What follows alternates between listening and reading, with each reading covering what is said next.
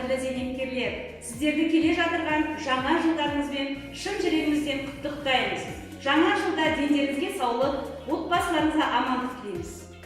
Уважаемые коллеги, дорогие наши пенсионеры, с наступающим вас Новым годом!